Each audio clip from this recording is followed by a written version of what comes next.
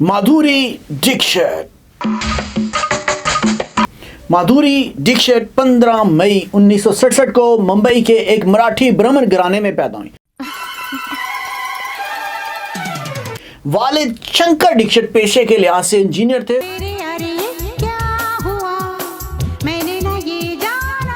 और वालदा सुनीता दीक्षित घरेलू खातून होने की वजह से क्लासिकी रक्स और गाने में बहुत दिलचस्पी रखती।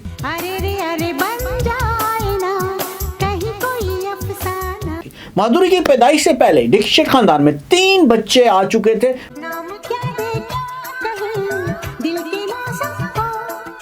माधुरी अपनी 4 बहन भाइयों में रूपा, भारती और अजीत में सबसे छोटी थी।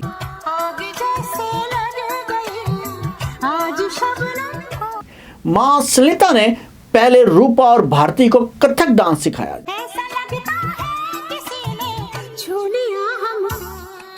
जब माधुरी 3 साल की थी तो उन्होंने कथक क्लास में दाखिला लिया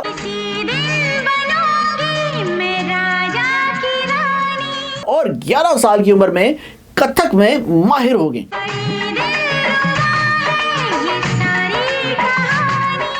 दूसरी जानिब माधुरी ने स्कूल की तालीम के लिए डिवाइन चाइल्ड हाई स्कूल में दाखिला लिया। माधुरी बचपन से ही पढ़ाकू किस्म की लड़की थी।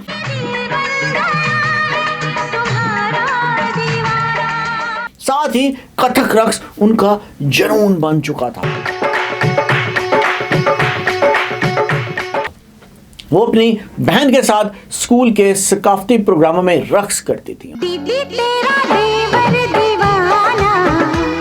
8 साल की उम्र में उस वक्त उनका जोश बढ़ गया जब गुरु पूर्णिमा के त्योहार के दौरान रक्स करने के बाद एक दिन उनका नाम पहली बार अखबार में है। अगरचे माधुरी ने ग्रेजुएशन के लिए पार्ले कॉलेज में बीएससी में दाखिला लिया था, लेकिन फिल्मों की वजह से उन्होंने अपनी पढ़ाई जल्द ही दरमियान में छोड़ दी। जब माधुरी 17 साल की हुई तो उनकी सलाहियतों को गुरु हदायतकार गोविंद मोनस ने देखा। उनकी मुलाकात ताराचंद बरजातिया और उनके बेटे राजकुमार बरजातिया से हुई।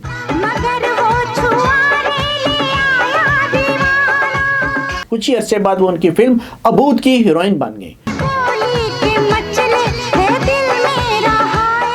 हिरन नाग की हिदायतकारी में बनी फिल्म में माधुरी गौरी नामी एक नौजवान खातून का किरदार अदा कर और मरकजी किरदार तापस पाल का था। राजश्री प्रोडक्शन ने उस वक्त कई शानदार फिल्में बनाई थी, लेकिन 1980 की दहाई में उनकी कई फिल्में लगातार फ्लॉप हो गई। अबूद का तो इतना बुरा हाल हुआ कि उसे पूरे मुल्क में दिखाया ही नहीं जा सका। उससे माधुरी को बहुत दुख हुआ। कैरियर के इब्तदाई दिनों में माधुरी से पूछा गया कि क्या आप बचपन से ही अदाकारा बनना चाहती थी? तो उस पर माधुरी ने बहुत साफ जवाब दिया कि मैं डॉक्टर बनना चाहती थी।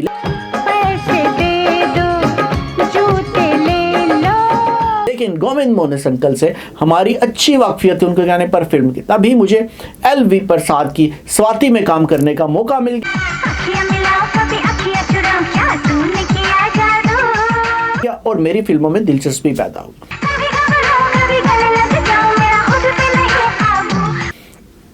अगरचे माधुरी को अबूद के बाद आवारा बाप, स्वाति, हिफाजत, उत्तर दक्षिण और खतरों के खिलाड़ी जैसी फिल्में मिली,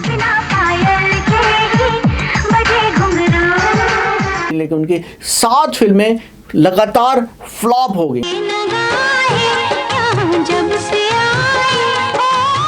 इस नाकामी से माधुरी पूरी तरह टूट गई।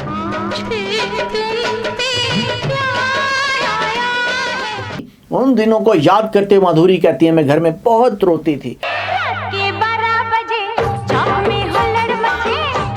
लेकिन माँ मेरी बहनों ने मुझे हिम्मत दी। माँ कहती थी कि परेशान ना हो, एक दिन तुम जरूर कामयाब होगी।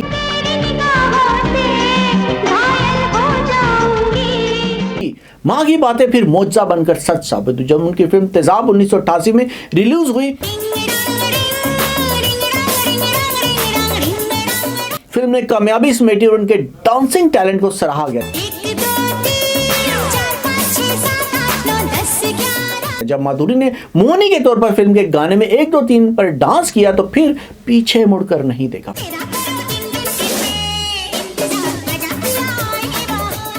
इस गाने का जादू और फिल्म में माधुरी का डांस लाजवाब था।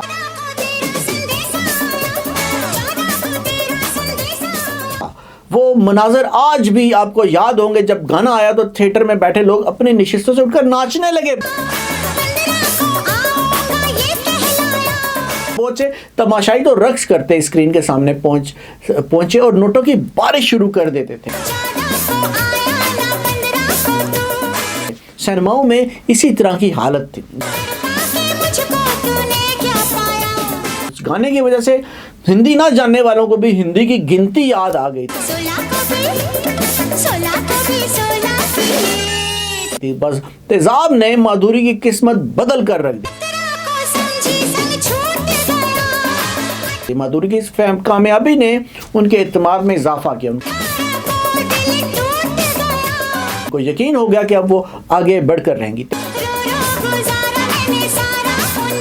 तेजाब के साथ उसी साल उनकी एक और फिल्म ने धूम मचा दी। प्रोड्यूसर फिरोज खान की इस फिल्म में माधुरी दीक्षित के गाने आज फिर तुम पे प्यार आया है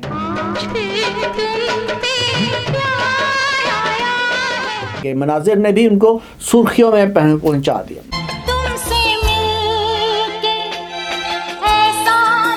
माधुरी को इन मनाजिर की वजह से तनकीद का निशाना भी बनाया गया। बाद में माधुरी ने अफसोस का इजहार किया।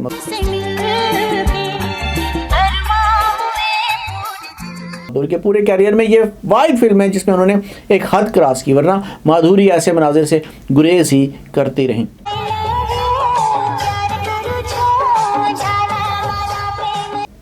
इसके बाद माधुरी ने आहिस्ता आहिस्ता हिंदी सिनेमा को अपनी गिरफ्त में लेना शुरू कर दिया।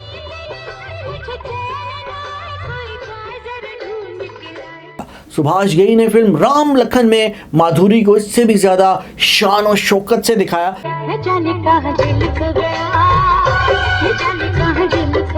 कि अब वो स्टार बन चुकी हैं। दिल भी कितना पागल है।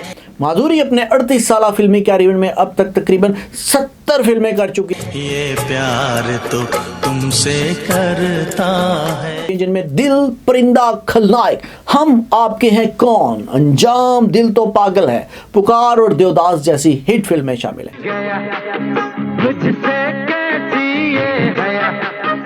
जहां माधुरी दीक्षित ने अपने कैरियर में कुल 6 फिल्म फेयर अवार्ड हासिल किए, वहीं 17 बार फिल्म फेयर में नामजद होकर कई बड़ी अदाकाराओं को पीछे छोड़ चुकी हैं।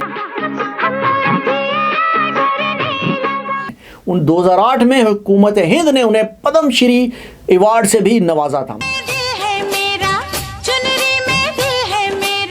माधुरी की जिंदगी में एक नया मोड़ आया जब उन्होंने 17 अक्टूबर 1999 को अमेरिका में अपने भाई के घर पर इंडियन नजाद डॉक्टर श्री राम माधव नेने से शादी की। जब उनकी शादी की खबर इंडिया पहुंची तो लोग हैरान रह गए।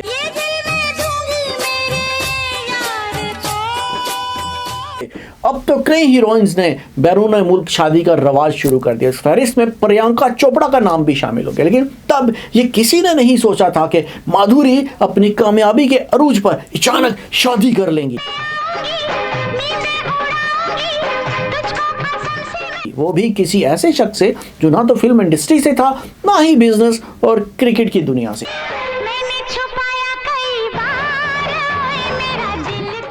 माधुरी ने कुछ दिनों बाद मुंबई वापस आकर शादी का इस्तकबालिया दिया, जिसमें महाराष्ट्र के इस वक्त के वजीर आला और शिवसेना के सरबराह बाला साहब ठाकरे समेत अमिताभ बच्चन, दिलीप कुमार, सायरा बानो, श्रीदेवी और बॉनी कपूर समेत कई लोग आए।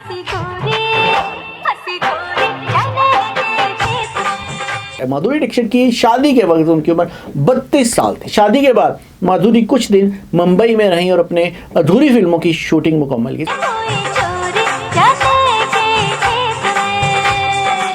उसके बाद वो फिल्मों से रिटायर होकर वापस अमेरिका चली गई।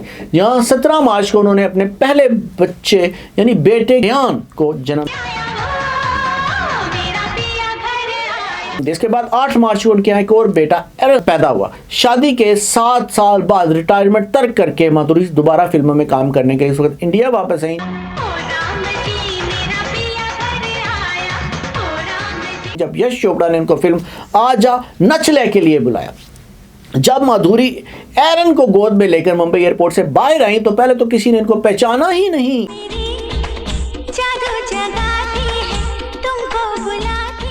लेकिन थोड़ी देर बाद उनको पहचान लिया गया तो उनके लिए अपनी गाड़ी तक पहुंचना मुश्किल हो। जब माधुरी की फिल्म आजा नच ले फ्लॉप हुई तो उन्होंने फिर कुछ अरसे के लिए खुद को फिल्मों से दूर कर लिया।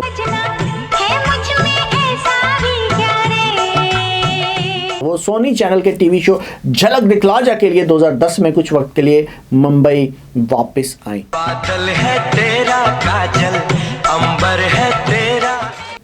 अगर आप माधुरी दीक्षित की अदाकारी, डांस, हंसी, खूबसूरती को देखें तो वो मधुबाला से थोड़ा करीब नजर आती हैं।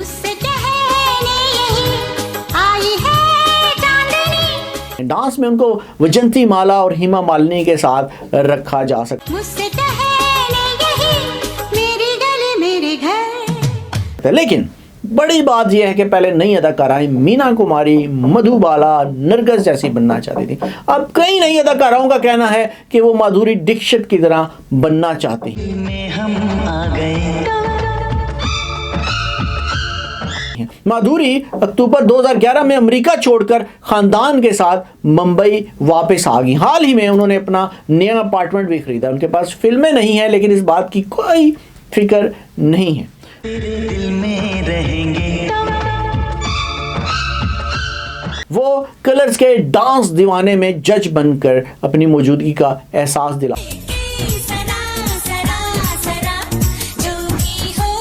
आ रही है। माधुरी ने Netflix thriller web series the fame game करने में भी कोई हिचकिचाहट महसूस नहीं की।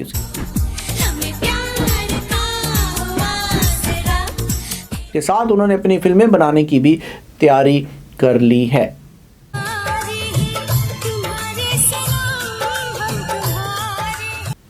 बतौर प्रोड्यूसर उनकी मराठी फिल्म 15 अगस्त साल 2019 में रिलीज हुई थी।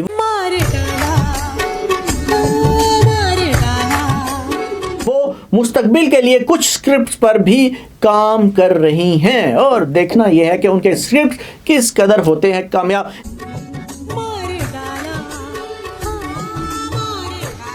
यह थी माधुरी की दास्तान जो बचपन से लेकर 55 तक चली और आज भी माधुरी बिल्कुल खूबसूरत और वैसे ही जवान दिखाई देती हैं। और उनके अंदर काम की तड़प भी वैसे ही है। आज भी वो स्क्रीन पर आती हैं तो लोग उनको देखने पर मजबूर हो जाते हैं। ये पैसा है कैसा नहीं कोई ऐसा, बल्कि वो आती हैं तो छा जाती हैं। इसी तरह उनका सहर भी बरसों फिल्म इंडस्ट्री पर छाया रहा।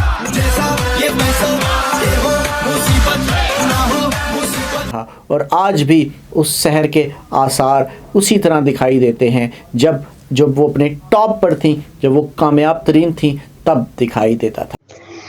अब तक के लिए इतना ही। देखते रहिए देसी TV USA, DTV NN and हमारा OTT प्लेटफॉर्म DTV Flix, जहां आप 3000 से ज्यादा चैनल्स देख सकते हैं। So stay tune and stay with us.